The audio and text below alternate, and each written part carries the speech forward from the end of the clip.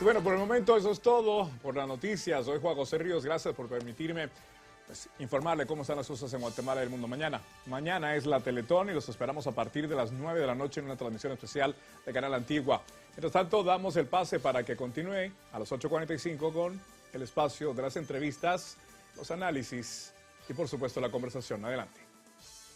Gracias, muy buenas noches. Arrancamos ya a las 8:45 con los temas de coyuntura que vamos a analizar esta noche. Antes de presentarles los temas, también saludamos a Cristian Castillo, que como todos los jueves se suma acá al set. ¿Cómo estás, Cristian?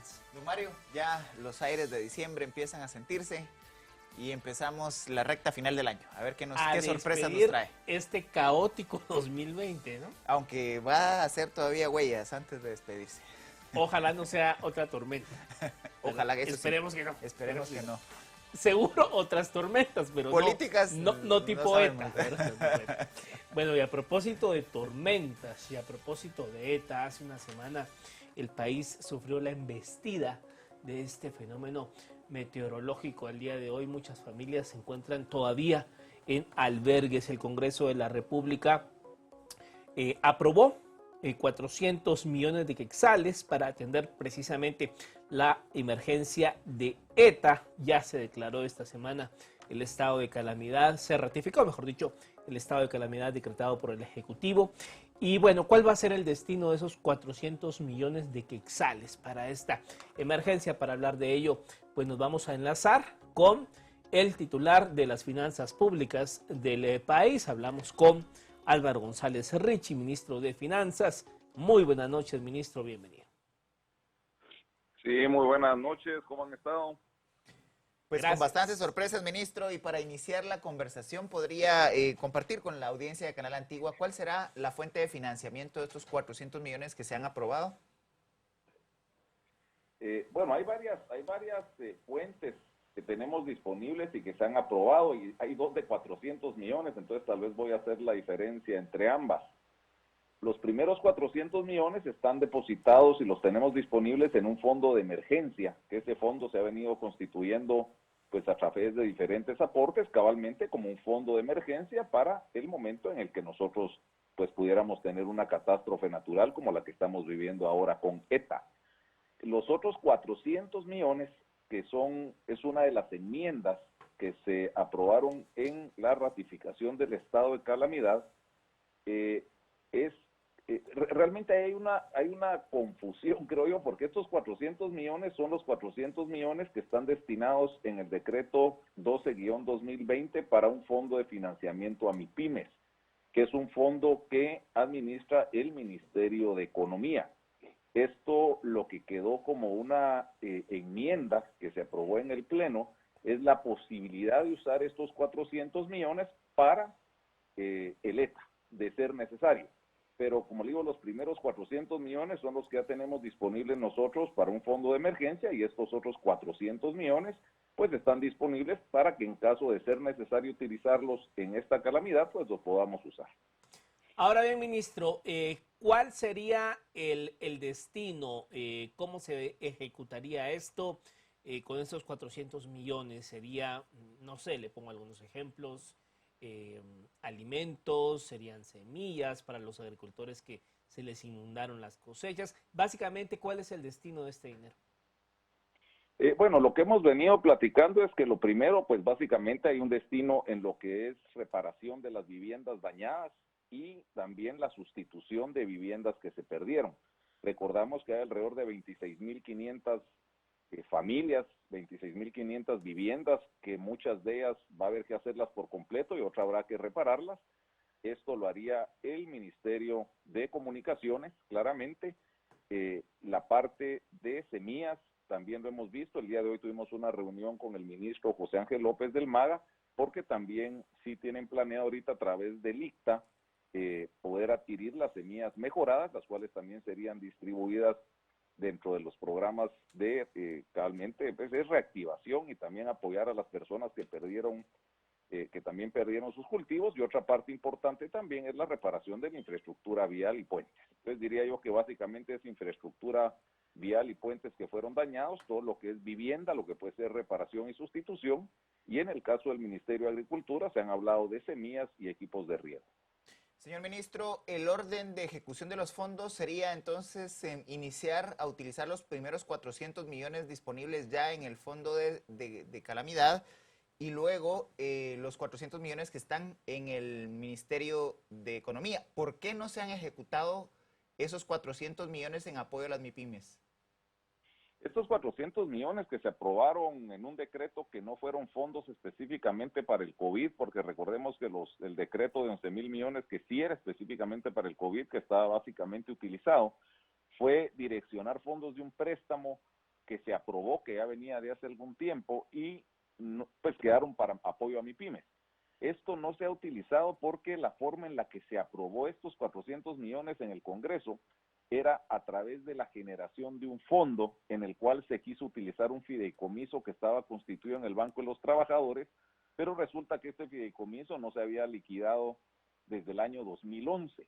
Y el hecho de tratar de alguna forma de liquidarlo y de poner al día todas las cuentas del fideicomiso tomó algún tiempo y se pensó entonces en una alternativa cabalmente de manejarlo como los apoyos que se dieron en el decreto que sí era específicamente para el COVID, eso pues iba a empezar a ser del CHN, y en este trámite pues ahí se quedó, diría yo, el recurso que no se ha podido ejecutar por parte del Ministerio de Economía, pero como Ministerio de Finanzas esos recursos los tenemos nosotros 100% disponibles. Ahora, ministro, básicamente, y se lo pregunto, porque la oposición política en el Congreso es esa la crítica que le hacen al gobierno del presidente Yamatei, que han quedado varios millones de quetzales sin ejecutar en programas y en cuestiones que se aprobaron precisamente para paliar esta emergencia de la COVID-19. Y pues bueno, nos agarra otra emergencia que es este paso de ETA. ¿Cómo garantizar que estos 400 millones se ejecuten si, digamos, hay varios millones del tema aprobado para la COVID que ahí están todavía? Bueno, recordemos de que los fondos aprobados, repito, para el decreto 13-2020, que fue el decreto específicamente para el COVID, ese se va a ejecutar en un 100%, y en el mismo decreto dice que se va a ejecutar durante el año fiscal, que quiere decir que todavía falta noviembre y diciembre, y eso, repito, se va a ejecutar en un 100%. Los otros dos decretos que se aprobaron fue redireccionar algunos fondos que en algunos de los casos eran préstamos que ni siquiera estaban aprobados. Por ejemplo, en el decreto 20-2020 se destinaron 30 millones para el Ministerio de Salud que vienen de un préstamo que todavía ni siquiera se ha desembolsado. Entonces yo creo que es muy importante dividir en dos los fondos COVID, los 11,000 millones que fueron específicamente para el COVID y que sirvieron para poder estabilizar la economía de la manera que se hizo. Eso se va a ejecutar en un 100% y en orden. Hay algunos otros programas, repito, este fondo de MIPYMES, que es un fondo, por así decirlo, satelital a los fondos COVID. Estos recursos no se utilizaron por las razones de que la forma en la que se aprobó en el Congreso no permitían ejecutarse. Entonces hay algunas partes de esos fondos que no se ejecutaron, pero nuevamente no es que se trate de ejecutar desordenadamente. Yo creo que se ha venido ejecutando, se le ha venido entregando a la población los diferentes fondos a través de créditos, a través de subsidios a la energía eléctrica, dotación alimentaria, fondos de alimentos, etcétera, y se ha venido funcionando. Y la economía, repito, se ha estabilizado, eso lo podemos ver nosotros en el reporte del Fondo Monetario Internacional de la semana anterior, donde valoran la forma en que se ha administrado el presupuesto y la ruta que llevamos nosotros para el próximo año. En este caso de ETA, no solo va a ser este año, recordemos que ahorita ya el presupuesto del año 2021 también va a tener que cambiar, diría yo, porque vamos a tener nosotros una fase de reconstrucción que va a haber que fondearla. Y ahí también estamos nosotros ya platicando con la Comisión de Finanzas del Congreso para poderlos apoyar a que si hay alguna modificación en el presupuesto el próximo año, pues esté de una manera ordenada y que no vaya a hacer que se pierda la integralidad del presupuesto que entregó el Ministerio de Finanzas. Señor ministro, ¿por qué no se contempló las transferencias condicionadas o transferencias directas a los afectados en los departamentos en los cuales se determinó el estado de calamidad? Pero, perdón, no entiendo la pregunta. O sea, ¿son transferencias nuevas en este nuevo estado de calamidad la que Sí, preguntas? ¿por qué no se contempló el poder trasladar hacia las poblaciones afectadas transferencias directas? Bueno, claro que se está contemplando. Recordemos que ahorita todavía se está haciendo el recuento de daños, el Ministerio de Comunicaciones está el recuento de obras que se están haciendo, el MAGA está todavía definiendo exactamente qué tipo de producto y qué tipo de asistencia es la que va a dar. El MIDES, en este caso, que es quien es el responsable, por así decirlo, de hacer estas transferencias, también se está contemplando. Son programas, repito, que de alguna forma nos quedó la escuela del COVID, porque ahora ya tenemos nosotros una plataforma, como la plataforma que se utilizó para el bono familia, con la cual nosotros podemos hacer llegar transferencias directas a las personas sin pasar por alcaldes, sin pasar, por así decirlo, en ningún otro puente que se pudiera perder la transparencia en la ejecución de los fondos. Sí estamos contemplando nosotros las transferencias, estamos contemplando también el recurso para que se reparen las casas, estamos contemplando la sustitución de casas, la entrega de semillas, la entrega de equipos de riego y, repito, la parte de la reparación de la infraestructura vial. Ahora, ministro, en todo este tema también hay varias quejas de poblaciones a lo largo de toda esta pandemia en cuanto a que no le llegó la asistencia, quejas por el bono familia, la última entrega que pues no fue en la totalidad, se hablaba de 250 quetzales. ¿Cómo garantizar o cómo paliar estos nuevos problemas que pueden surgir para el contexto de esta emergencia? Si digamos, hay población que ya venía padeciendo los embates provocados por esta pandemia y que no le llegó la asistencia del todo, se suma que quizá están en albergues ahorita o perdieron cosechas. ¿Cómo tratar de sanear y enderezar los que aún no han tenido la oportunidad de que les llegue la asistencia? Bueno, tal vez voy a comenzar por el último comentario, el bono familia. El bono familia llegó como tenía que llegar. Lo que pasa es que a veces tal vez la comunicación que hemos trasladado nosotros a la población no ha sido lo suficientemente clara, pero el decreto en donde se aprobó el bono familia decía pagos de 1,000 quetzales al mes hasta que se agoten los recursos. Los recursos se agotaron, se dieron 2 pagos de 1,000 quetzales al mes y lógicamente lo que sobraba se dividió y quedó un pago de 250. O sea, no era el decreto dar 3 pagos de 1,000 quetzales. Entonces hay que tener claro que se cumplió exactamente con lo que dice el decreto. Fueron los 6,000 millones de quetzales, se dieron pagos de 1,000 y el tercer pago, pues lógicamente se tuvo que acomodar al saldo que quedaba restante. Entonces, ese se ejecutó como se tenía que ejecutar. En el tema de cómo llegar nosotros a las poblaciones que no han llegado, pues, bueno, yo tal vez me estoy metiendo un poquito en aguas que no son específicamente las mías como ministro de Finanzas, pero sí tenemos que decir a la población que se quede tranquila, la ayuda va a llegar, se está haciendo un esfuerzo tremendamente grande con todos los ministerios, con la CONRED, estamos llegando a donde podemos llegar y donde no hemos llegado, vamos a llegar y eso lo tienen que tener 100% seguro. Los programas de asistencia que estamos haciendo con recursos para este año ya los tenemos, los van ustedes a conocer, diría, en los próximos días y también estamos nosotros contemplando para que el próximo año toda esta reconstrucción que venimos nosotros pues del COVID, de una fase de estabilización, el próximo año va a ser un año de reactivación, pero también va a ser un año de reconstrucción. Y la reconstrucción, recordemos, al final del día es reactivación económica del país. Señor ministro, ¿cómo se llega a los 400 millones del fondo de emergencia? ¿Cuál es el mecanismo para poder pues, financiar este fondo, teniendo en cuenta que Guatemala es un país multiamenazas y en cualquier momento otra catástrofe social se puede presentar a raíz de diversas condiciones pues, climáticas, volcánicas, etcétera? ¿Cómo se evitaría que de presentarse un nuevo evento no agarre al Estado sin recursos para emergencia? Bueno, estamos ya trabajando y diría que para muestra ya lo hicimos ahorita hace unos meses. Se contrató un seguro paramétrico de lluvias, que en el caso de Amanda, que fue el huracán primero que vino este año, se contrató este seguro, se pagó una prima de $500,000 y el seguro nos pagó $3.6 millones. Eso pues nos dio una buena idea, por así decirlo, que estos seguros funcionan. Volvimos a contratar el seguro, están ahorita en el periodo de evaluación y ese seguro por la misma prima ahora nos va a poder hacer un pago probablemente, todavía no quiero confirmarlo porque está en evaluación, de casi 8 millones de dólares. ¿Qué es lo que tenemos que hacer? Asegurar los activos estratégicos del Estado, inclusive en el presupuesto 2021 hay un rubro para seguros agrícolas por parte del Ministerio de Agricultura y somos un país que definitivamente el hecho de estar asegurados no solo nos va a garantizar poder responder rápidamente ante estas catástrofes que ya vimos que son de todos los años, sino también nos va a garantizar el hecho de que la reposición de las obras que tengamos aseguradas van a ser repuestas a un valor, por así decirlo, de mercado, porque ahí vamos nosotros a involucrar claramente a la iniciativa privada y a empresa que asegure estas obras para poder sustituir las obras dañadas.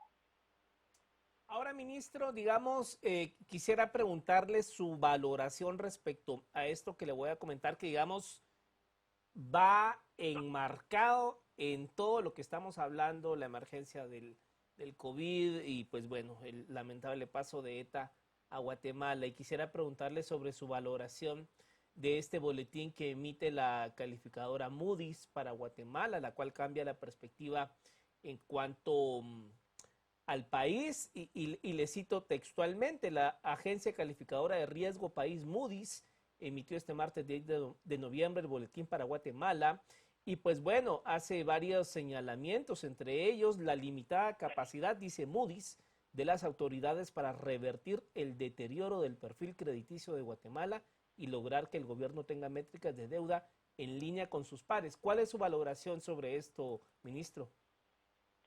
Pero bueno, es una valoración que claramente no estamos de acuerdo. El Banco Central va a sacar un comunicado también donde va a explicar pues claramente algunos de los parámetros que ahí están diciendo. Uno, recordemos que esto es la perspectiva, no es la calificación. Y Moody's bajó la perspectiva de muchos países, o sea, no solo de Guatemala. ¿Por qué? Porque claramente después de venir de una catástrofe, claramente después de haber incurrido en una deuda que no teníamos contemplada, pues el nivel de endeudamiento subió. Guatemala es el país de la región que menos deuda tiene en relación a su Producto Interno Bruto, es el país de la región que más rápidamente se está recuperando. Entonces, yo les diría tal vez que es interesante, a la par de este comunicado que usted tiene ahí, lea el reporte del Fondo Monetario Internacional de la semana pasada para que realmente podamos ver nosotros una evaluación mucho más técnica de la misión del fondo, pues que estuvo virtualmente en el país, y que ahí sí es un reporte que realmente tenemos que tomar en cuenta. Las calificadoras, pues claramente venimos de una pandemia, a todos los países o les cambió perspectiva, los bajó de nota. Yo no he visto un solo país que haya salido de la pandemia con menos deuda, ¿verdad? O con más trabajo, eso no es posible. Entonces, creo que la perspectiva, pues es nuevamente simplemente una perspectiva, la calificación la seguimos manteniendo igual. No obstante, señor ministro, la perspectiva se sostiene también sobre la capacidad de pago. Aunque tenemos los más bajos niveles de endeudamiento de la región, también tenemos una carga tributaria sumamente baja, lo que hace una combinación compleja a la hora de evaluar el perfil crediticio del país. ¿Cómo ven ustedes las posibilidades para el año 2021, teniendo en cuenta que la reactivación económica también se está proyectando sobre deuda? Bueno, la vemos bien. Recordemos que nuevamente ahorita la recuperación ha sido buena. El próximo año va a ser un año de reactivación. Pues lastimosamente pues vino la tormenta, era lo que no nos esperábamos.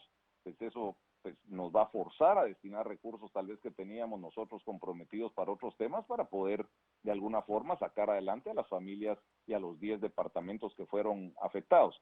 El otro año va a ser un año de reactivación, va a ser un año de recibir inversión extranjera, va a ser un año de aprovechar que estos 30 años de una macroeconomía sana que hemos manejado nos ha permitido un nivel de deuda de los más bajos del mundo en relación al Producto Interno Bruto. La carga tributaria es un reto, pero tenemos ya varias estrategias que se están haciendo en la Superintendencia de Administración Tributaria, como es la factura electrónica, que ya estamos nosotros emitiendo más de 30 millones de documentos tributarios electrónicos al mes. Para el tema del contrabando, si ya se pusieron 2 arcos muy completos para, que son unos puestos de control interinstitucionales con el apoyo de la Embajada de Estados Unidos, ahorita viene el tercero. Entonces vamos a invertir alrededor de $60 millones en aduanas, se está trabajando con mucha tecnología para poder fiscalizar mejor. Entonces, nuevamente, la tormenta pues nos vino a poner tal vez una pausa, una pequeña pausa en las estrategias del próximo año, pero tenemos una ruta, diría, muy clara, la recuperación es buena, la recaudación va para arriba, va a ser mejor de lo planeado, y lógicamente ante una mayor recaudación, ante un mayor crecimiento del PIB, pues claramente el déficit fiscal, que es lo que muchos calificadoras o instituciones que evalúan a los países ven, va a ser un déficit fiscal más bajo. Lo importante, nuevamente, es que tenemos una ruta de a dónde queremos ir y las perspectivas son obviamente buenas y así mismo esperamos nosotros que el presupuesto que tenemos para el próximo año también lo apruebe el Congreso en las próximas semanas. Ahora bien, ministro,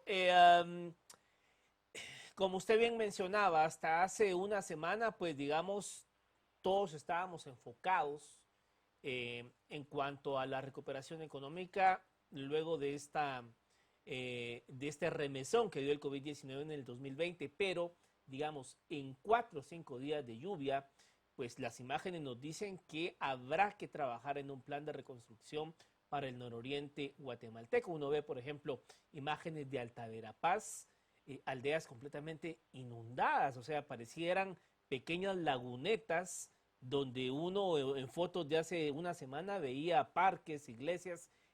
¿Cómo reenfocar el presupuesto hacia esas regiones que sí o sí van a necesitar una reconstrucción? Bueno, recordemos que el presupuesto ahorita está en manos del Congreso, el presupuesto del próximo año, pero el presupuesto vigente que está en nuestras manos tiene la facilidad, pensémoslo, la cintura necesaria para que nosotros vayamos enfocando recursos hacia los lugares que han sido afectados. Eso no va a ser un problema. Nosotros, cómo llegar a los departamentos afectados, lo podemos hacer con toda la facilidad del caso. Recordemos que tenemos un estado de calamidad, lo que nos permite comprar con mucha mayor facilidad que si no hubiera este estado de calamidad. Por eso mismo es que se utilizó la ley de orden público, en donde está contemplado el estado de calamidad, y podemos llegar de una manera muy sencilla a las personas más afectadas. Cuando digo eso, no quiero minimizar lo difícil, pues claramente que es llegar ya con la ayuda física y diseñar los sistemas necesarios para que la ayuda llegue a quien tiene que llegar de una manera transparente. Otra vez, lo que hablamos al principio, las personas que no les ha llegado ayuda, les va a llegar. Hay una fuerza muy grande de gente haciendo esto. Tenemos ayuda de diferentes países, como ustedes vieron, de El Salvador, tenemos ayuda de Honduras, la ayuda que estamos recibiendo de Estados Unidos, hizo un llamamiento internacional para tener ayuda a diferentes países del mundo. Entonces, creo que aquí el tema, así como se están solidarizando con nosotros otros países, nosotros pues claramente tenemos el compromiso de atender a nuestros hermanos guatemaltecos para que este problema que no nos lo esperábamos y que vamos a resolver y que tenemos nosotros la capacidad de hacerlo, pues no nos afecte en una mayor forma todo el plan de reactivación que tenemos para el año 2021 y 2022, que es donde estamos totalmente convencidos que el país se va a transformar y va a ser una transformación económica como en cualquier época y en cualquier país. Después de la crisis vienen las oportunidades y esas oportunidades nosotros las vamos a tomar sin ninguna duda. Señor ministro, ¿hay contempladas acciones para recuperar sobre todo sitios arqueológicos que fueron afectados, tomando en cuenta que son parte de las rutas de turismo que también se han identificado como posibles motores de reactivación para el año 2021? Sí, quedó aprobada dentro de las enmiendas del estado de calamidad un fondo para reparar, entiendo yo, algunos sitios arqueológicos, específicamente en Nahualá, tal vez me equivoco, perdón, según leí, una partida de 2 millones de quetzales, y el Ministerio de Cultura y Deportes tiene recursos disponibles para poder destinar y reparar los sitios arqueológicos como sea necesario. Repito, los recursos no es que sobren, pero sí están disponibles, sí los podemos nosotros dirigir hacia donde se considere que son los lugares más importantes que tenemos que atender para que, pues lógicamente en el caso del turismo, ahorita tal vez pues estos lugares no van a ser los más visitados, porque recordemos, como usted bien dice, todavía hay niveles altos de agua en muchas partes, todavía se están haciendo varias reparaciones, pero tenemos los recursos para hacerlo y la capacidad de poderlo hacer en el corto plazo. Ahora bien, ministro, ¿qué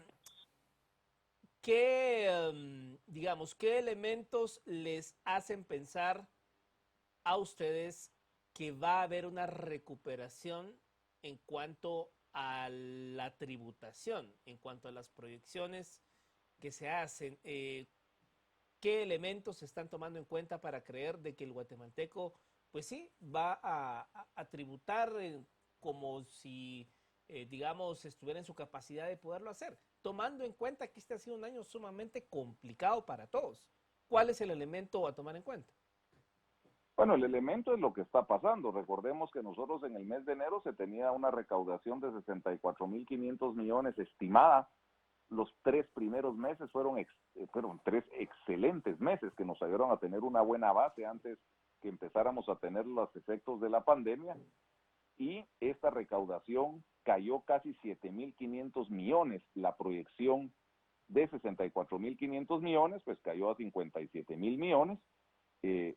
Claramente a causa de la pandemia, se cerró la economía en muchos aspectos, se perdió turismo, se perdió muchas cosas.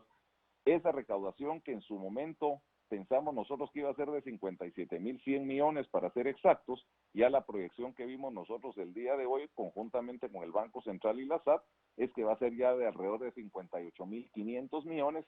Tenemos nosotros para el próximo año 61.300 millones, va para arriba, e inclusive hablamos ya nosotros con la Comisión de Finanzas del Congreso en donde vamos a subir 1.000 millones más. ¿Y eso cómo lo estamos determinando? Claramente son indicadores macroeconómicos y económicos que se trabajan tanto en la SAT, el Ministerio de Finanzas y el Banco Central. Recordemos las mismas remesas que vienen a ser un motor también de la economía, específicamente en el consumo. Hace 2 meses pensábamos nosotros que íbamos a decrecer más de 1.000 millones de dólares en relación al año pasado. Ahora estamos pensando que vamos a crecer 1.200 millones de dólares en relación al año pasado. Nosotros al final del día se están recibiendo más remesas, que son 12% del PIB. Eso va para arriba, eso incentiva el consumo. Tenemos de alguna forma también varios ya ofrecimientos, tenemos una estrategia muy clara definida con el sector privado para atraer inversiones al país, porque recordemos que los mismos problemas entre Estados Unidos y China, por ejemplo, han puesto a Guatemala en una posición estratégica para que vengan a invertir las empresas en el país. Tenemos iniciativas de ley en el Congreso que van muy bien encaminadas, como la ley de leasing, la ley de tiempo parcial, la tasa preferencial de vivienda. Nuevamente tenemos la ley de competitividad, la antitrust. O sea, hay muchas iniciativas de ley que van bastante encaminadas, que eso va a generar ese marco jurídico y ese marco legal para que las inversiones vengan. Repito, los números son claros, los indicadores son claros, son técnicos, o sea, no es que nos hayamos sentado a tomar una tacita de café a soñar qué iba a pasar. Todo esto tiene un sustento muy técnico que hemos nosotros venido evaluando con los cuerpos técnicos, repito, tanto de finanzas, de la SAT como del Banco Central. Ministro, nos acercamos al cierre de la entrevista. Hay múltiples voces en el país que han hablado y de manera preocupada respecto del ritmo de endeudamiento. ¿Cuál es la lectura que hace el Ministerio de Finanzas de aprobarse el proyecto de presupuesto que fue presentado y que está siendo discutido en el Congreso de la República? Bueno, claramente la deuda a todos nos preocupa. Hubo que recurrir a la deuda para poder afrontar el coronavirus, pero sí quisiera decir que la deuda que nosotros afrontamos, que no representó ni siquiera el 2% del Producto Interno Bruto, comparado con países como Alemania, que se endeudó el 23% de su Producto Interno Bruto, Francia 17%, pensemos México, El Salvador, que tienen 90% de deuda en relación a su Producto Interno Bruto. Estados Unidos debe 135% de su Producto Interno Bruto, 135%. Nosotros debemos 32%. Nos hemos endeudado, hubo que endeudarse, no había otra forma de cubrir el déficit que teníamos en este momento, pero tenemos nosotros claramente a través de los esfuerzos en recaudación, a través de atraer la inversión que va a venir acá, a través de subir nosotros el Producto Interno Bruto, una ruta para volver en los próximos 4 o 5 años a niveles de déficit fiscal como los que recomienda el Fondo Monetario Internacional, que es de 2%. Repito, la deuda a nadie nos gusta, la hemos tenido, tenemos que fortalecer la recaudación, que es el talón de Aquiles, que hemos tenido por décadas, pero las estrategias y las acciones que se están tomando en SAT, creemos nosotros que se van a ver reflejadas de una manera, diría, muy importante el próximo año. Ministro, ya para finalizar, ¿cuál es su perspectiva en cuanto a que se apruebe el presupuesto tal y como lo han presentado en el Congreso de la República? ¿Creen ustedes que sí se cuenta con los votos? Perdón. Creo que el presupuesto va a pasar. O sea, el presupuesto no tiene razón de por qué no pasarse, porque es un presupuesto bien estructurado que viene de un ejercicio de presupuesto abierto donde participaron muchas instancias de sociedad civil, universidades, empresas, tanques de pensamiento, medios de comunicación, etcétera. Es un presupuesto menor al que teníamos nosotros en el 2020. Y también estamos dedicando en este presupuesto, diría que es un tema histórico también, el 21% del presupuesto va a inversión. O sea, no es un presupuesto que no tenga inversión. Tenemos también, repito, la diferencia, que ahorita hay un capítulo de reactivación económica que está debidamente definido, en donde estamos hablando con Comisión de Finanzas, pues que tendremos que usar una parte para la parte de, toda la parte de reconstrucción. Y también ya hablamos con la Comisión de Finanzas de que vamos a bajar el presupuesto probablemente 1.500 millones de quetzales, lo cual 1.000 de estos 1.500 millones los vamos a tener nosotros en recaudación adicional. Entonces, repito, es un presupuesto que a todas luces es mejor que el que tenemos, es un presupuesto bien estructurado, es un presupuesto que tiene una ruta y estamos claros que nosotros de un año para el otro no podemos decir, bueno, nos endeudamos una cantidad y el otro año no nos endeudamos nada. Todo esto es una ruta, es un camino, pero lo tenemos, como digo, debidamente definido para los próximos años. Bueno, ministro Álvaro González Richie, gracias por haber estado con nosotros esta noche. Muchas gracias, Cristian, Mario, estamos a la orden. Gracias. Bueno, Cristian, se habla siempre, y vamos a repetir el cliché, que los presupuestos son la propuesta política en números de todo gobierno, ¿verdad?